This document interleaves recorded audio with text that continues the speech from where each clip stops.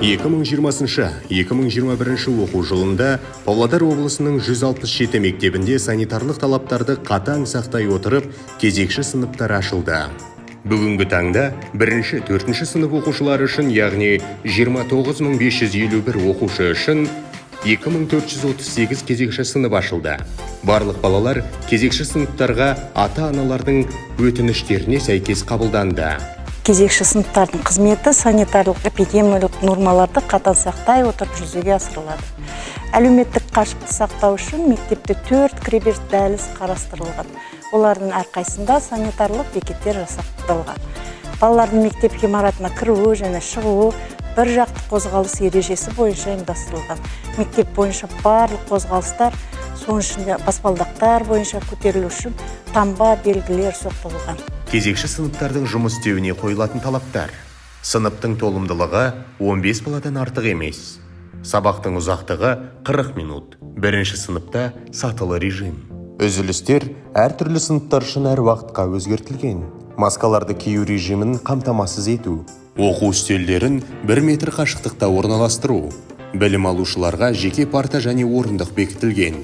Білім алушы жеке оқу материалдарын, оқулықтар, дәптерлер, кеңсе заттары және тағы басқаларын пайдаланады. Әр сабақтан кейін кабинеттерді желдету, кварцтау.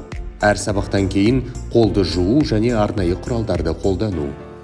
Карантин талаптарына сәйкес 1,5 метр қашықтық парталар орналастырылған және белгілер жасалған.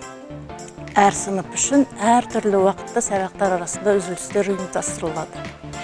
Білім алушылардың кіру кезінде температурасын өлшеу тепловизор арқылы күнделікті өлшеп тұрамыз.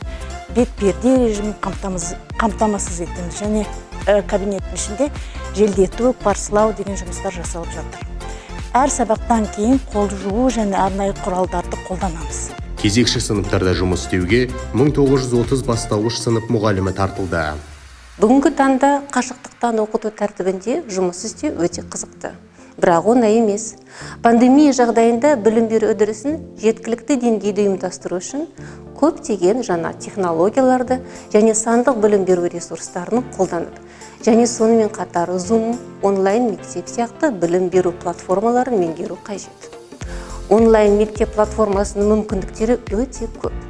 Бұл дайын видео сабақтар, тесттер, жиынтық бағалаудың түрлері, мұғалім оқушылармен тікелей эфирде жұмыс сабақ жүргізе алады. Осы бағдарламаларды қолданып іске асырса, білім беру үдерісін жақсартуға көмектеседі. Өйткені ақпараттық технологиялар сабақты әртүрлі, әрі қызықты болуға мүмкіндік береді.